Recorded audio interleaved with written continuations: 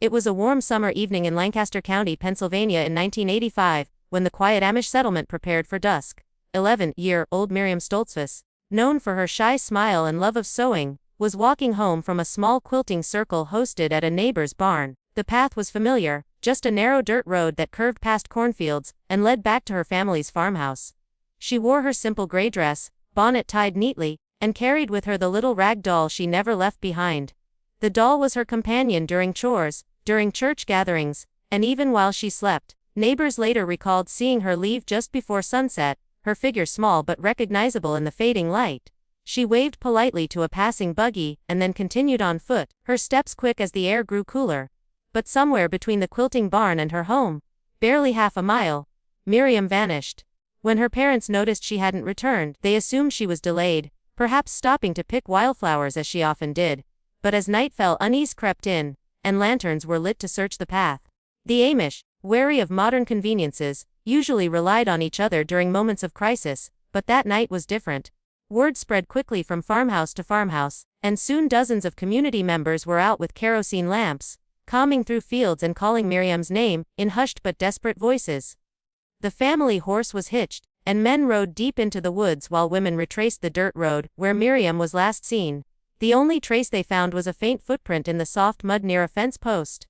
Small, like a child's, but it disappeared into the grass. By midnight, panic had set in. Miriam's parents, though deeply faithful, feared the worst. They clutched her belongings left at home, her small prayer book and hand-stitched kerchief, praying she would return by morning. But dawn came, and the fields lay silent.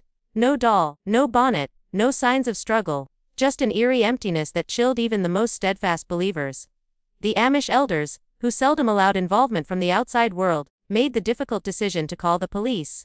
When investigators arrived, they were met with confusion and sorrow. How could a young girl vanish on such a short and familiar path? There were no tire marks, no broken branches, no torn fabric. It was as if Miriam had simply stepped off the earth and disappeared into the heavy silence of the fields. The one thing everyone agreed on was this: the rag doll, her constant companion, was missing with her. And for reasons no one could explain, that detail would come back to haunt the case nearly a decade later. In the days following Miriam's disappearance, the Amish community gathered with unwavering determination. They may have avoided electricity, telephones, and modern tools, but their unity was stronger than any technology. Entire families walked shoulder to shoulder through cornfields, meadows, and dense patches of woods, hoping to find even the smallest trace. The men carried lanterns, the women whispered prayers under their breath. Children were kept indoors, their mothers fearful that the same fate might befall another innocent soul. The entire community seemed to pause, frozen in grief yet bound together by the mission of finding Miriam. Local authorities attempted to assist, but the cultural divide made the search unusual. The Amish avoided cameras, resisted detailed questioning, and insisted on solving things the Amish way. Still, the police brought in dogs to track scents, combed through ditches, and checked the nearby creeks. Yet the bloodhounds could only follow her trail for a few hundred feet before it simply vanished. The strangeness of this baffled the officers. How could a child walking on soft dirt leave only a few prints and then nothing at all? It was as though the earth had swallowed her whole. Every night, the community lit candles in their windows, hoping Miriam would see the flickering lights and find her way back. Mothers held their children closer during bedtime prayers, and fathers walked the boundaries of their farms with lanterns, determined to keep watch. The sense of safety the Amish had always felt in their simple, peaceful lives began to fracture. The very path Miriam walked daily, a path lined with wheat and wildflowers, had turned into a place of fear, avoided by the younger children, and even whispered about by the elders. As the weeks turned into months, the search stretched further. Families from neighboring counties arrived with wagons and supplies, joining in the effort. Old barns were opened and searched, cellars inspected, even haystacks overturned. Rumors began to spread quietly. Some whispered she had been taken by outsiders who drove through in cars at night, while others suggested darker, more unspoken explanations. Each day without Miriam only deepened the silence and the questions. Her absence hung in the air, heavy and suffocating. But through it all, her family never gave up. They continued to set a place for her at the dinner table, as though her return was inevitable. Her doll's small cradle remained by her bedside, untouched, waiting. Neighbors noted how Miriam's mother often sat in her rocking chair, hands folded, staring out the window at the long dirt road, as if expecting her daughter to appear at any moment. Faith kept them searching, but the silence of the fields offered no answers. Miriam was gone, and with each passing day, hope was tested more severely. By the summer of 1987, 2 years after Miriam's disappearance, the once vibrant search had begun to fade. Investigators had exhausted every lead, and the Amish community, though steadfast in prayer, had grown weary from endless nights of unanswered questions. The flyers that once plastered gas stations and post offices were now yellowed and curling, often ignored by passersby. The name Miriam Stoltzfus, once spoken with urgency, was now whispered in hushed tones, as though saying it aloud might awaken an unbearable grief. Police files on the case grew thick, but inside them lay nothing substantial, just vague sightings, conflicting testimonies, and photographs of the woods that offered no clues. The small footprint found near the fence post was documented, but it led nowhere. A kerchief, discovered damp and muddy, could not even be confirmed as Miriam's. No ransom note was ever delivered, no phone call ever made. It was as if Miriam had walked into a void, leaving behind only silence. To the authorities, the case was turning into another heartbreaking statistic. Detectives who had worked the case admitted in private that the mystery unsettled them. Abductions often left behind traces, tire marks, broken twigs, discarded belongings. But here, nothing fit. One investigator, years later, would confess that he never forgot the emptiness of that dirt road, how it seemed untouched, as though no child had ever walked it at all. Even the dogs had failed to track a scent, something that haunted the team. Without evidence, suspicion began to fall on shadows, rumors, and even those within the Amish community itself. For the family, however, the declaration of a cold case was a cruel blow. The authorities gradually pulled back, the media stopped reporting, and life in the outside world moved on. But inside the Stoltzfus home, time stood still. Miriam's clothes remained folded neatly in her drawer, her favorite quilt draped over the edge of her bed. Her siblings grew older, their chores heavier, but the absence of their sister was a wound that never healed. To them, the world seemed indifferent, moving forward while they remained trapped in that summer evening of 1985. And yet, even as the official search slowed, whispers lingered. Some Amish elders spoke of strangers seen in the area before Miriam vanished, outsiders in cars, whose faces no one recognized. Others suggested something far stranger, stories of people disappearing near the woods, tales passed down quietly, but never shared beyond the community. While police closed their files and marked the case unsolved, the families who lived along the dirt road never forgot. They locked their doors a little earlier, watched their children more closely, and when night fell, the silence seemed to carry Miriam's name in the wind. By the early 1990s, whispers began to circulate, quiet at first, like fragments of a rumor that refused to die. Travelers passing through small towns in Pennsylvania and Ohio reported seeing a girl who looked out of place. She was described as modestly dressed, often in plain clothing that resembled Amish style, but with something unusual in her eyes, an unsettled, distant look. Some claimed she had been spotted bussing tables in diners, others said she was walking along highways with nothing but a small satchel in her hands. Each account varied, yet all shared the same haunting detail: she looked remarkably like Miriam would have, had she grown older. These reports unsettled both the authorities and Miriam's family. Police tried to track the leads, but by the time they reached the locations, the mysterious girl was always gone. No photographs were ever captured, no one could even recall her exact words, only that she seemed nervous, as if constantly watching over her shoulder. Some witnesses swore she refused to give her name, while others remembered her using different names each time. It was as though she was trying to exist everywhere and nowhere at once. For Miriam's parents, every rumor brought both hope and torment. Was their daughter alive, wandering in strange towns, too afraid to come home? Or were these sightings nothing more than illusions born from desperation? Her mother once traveled quietly to a nearby county, after hearing of a girl who matched Miriam's description. When she arrived at the diner where the girl had been seen, the staff told her she had left just hours earlier, vanishing without a trace. The chair where the girl had sat was still warm, but the truth slipped through her fingers yet again. Even among the Amish community, the whispers grew darker. Some believed Miriam had been taken in by outsiders, who forced her into a life of secrecy, far from the innocence of her childhood. Others murmured about her being trapped in some hidden place, allowed only brief glimpses of freedom before being pulled away again. The mystery took on an almost ghostly quality. Miriam became a figure both alive and gone, glimpsed only at the edge of memory, like a shadow caught in the corner of the eye. By 1993, investigators stopped pursuing the rumors altogether, calling them unreliable. But locals who swore they had seen her refused to be silenced. To them, the girl was real, frightened, fleeting, but real. And though no one could prove it, one unsettling thought lingered in the air: if Miriam truly was alive, then someone, somewhere, was keeping her hidden. It was a chilly morning in the spring of 1994, when an unassuming flea market in a nearby town became the center of something truly disturbing. Vendors were setting up their wooden stalls, selling everything from jars of honey to old tools, when a woman browsing the tables noticed something strange. Among the clutter of second-hand trinkets, quilts, and toys, she spotted an old rag doll, worn from years of handling, its dress faded blue, its stitching still marked with the unmistakable red thread that only the Stoltzfus family used. To anyone else, it may have looked like a simple, forgotten toy. But to those who knew the story, it was unmistakable. This was Miriam's doll, the very one she had carried the night she disappeared. The woman, unsettled but curious, asked the man at the stall about the doll's origin. He was described as middle-aged, with a weathered face and an oddly blank expression, as if rehearsed indifference cloaked him. He simply shrugged and said it was just an old thing he had come across. His voice, according to the witness, was flat, neither inviting nor defensive, almost mechanical. She pressed further, asking where he had found it, but he avoided eye contact and muttered something vague about cleaning out an attic.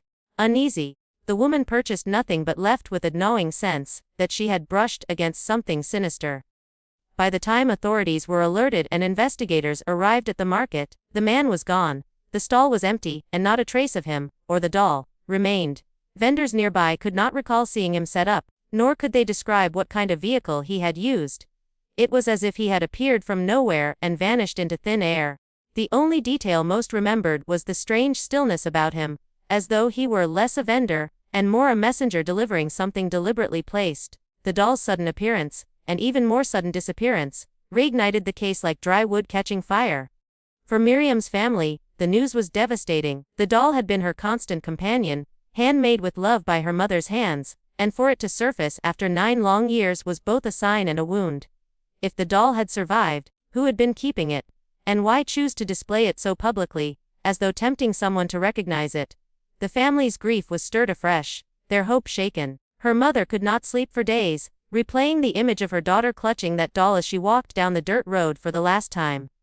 The community, too, was rattled. The Amish are not easily swayed by outside rumors, yet the reappearance of the doll was undeniable.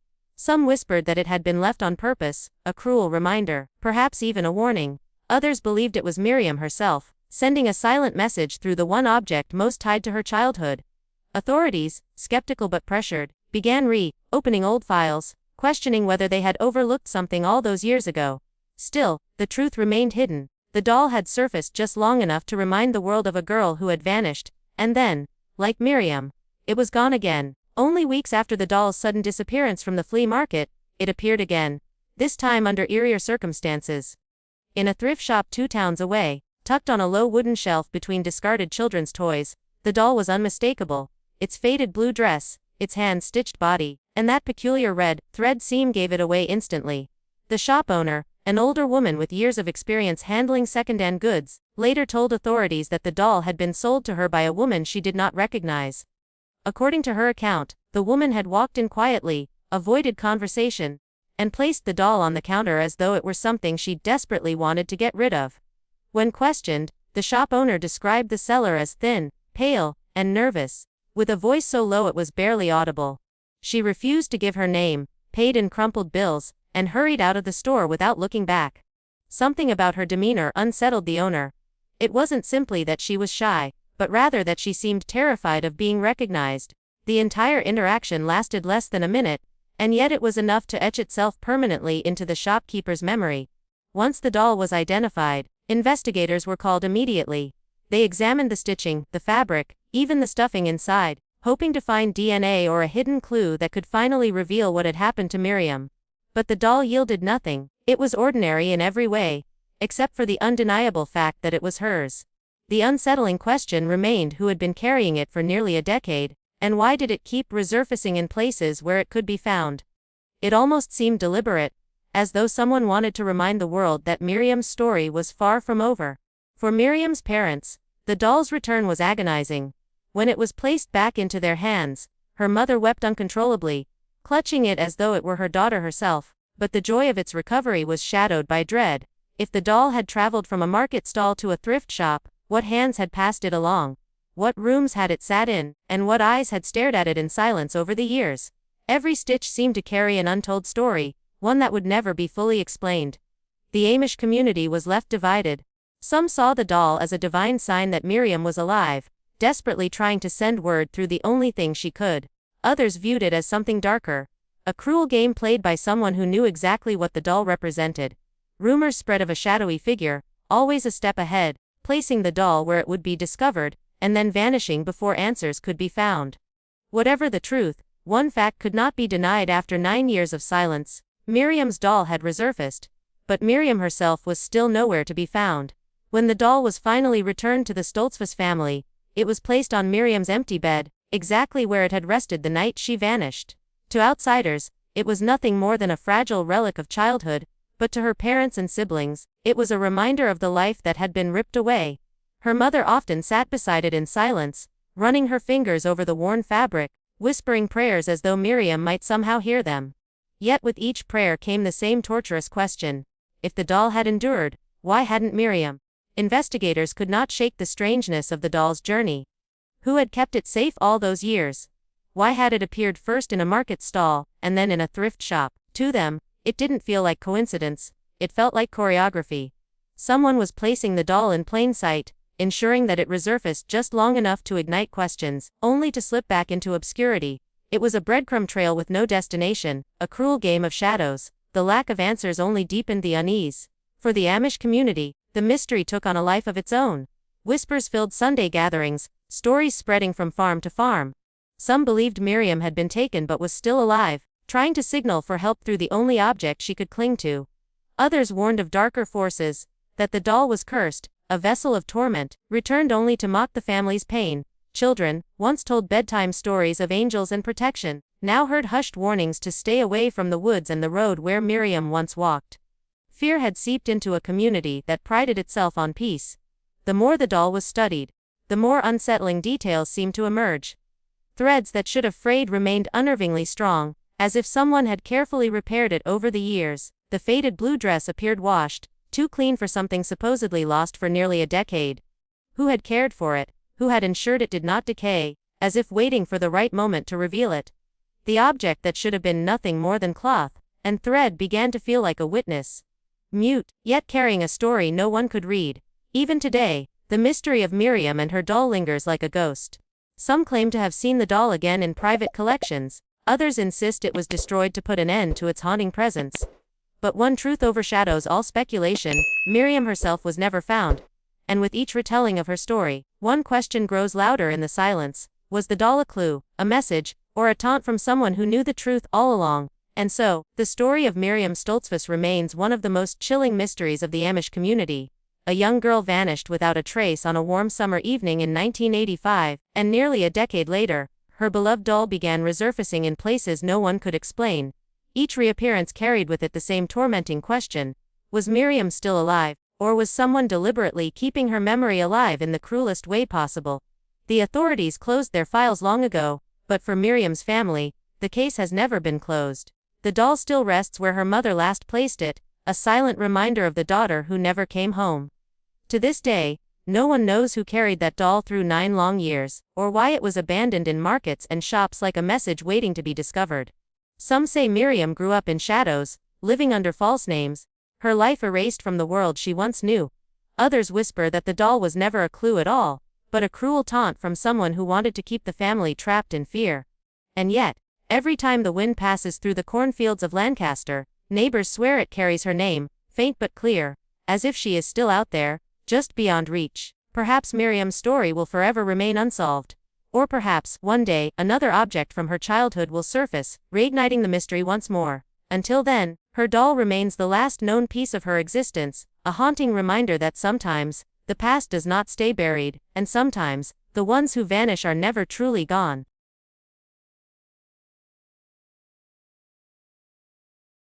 If you liked this video, don't forget to hit that like button, share it with your friends, and drop your thoughts in the comments below. Most importantly, subscribe and hit the bell icon so the next secret finds you first.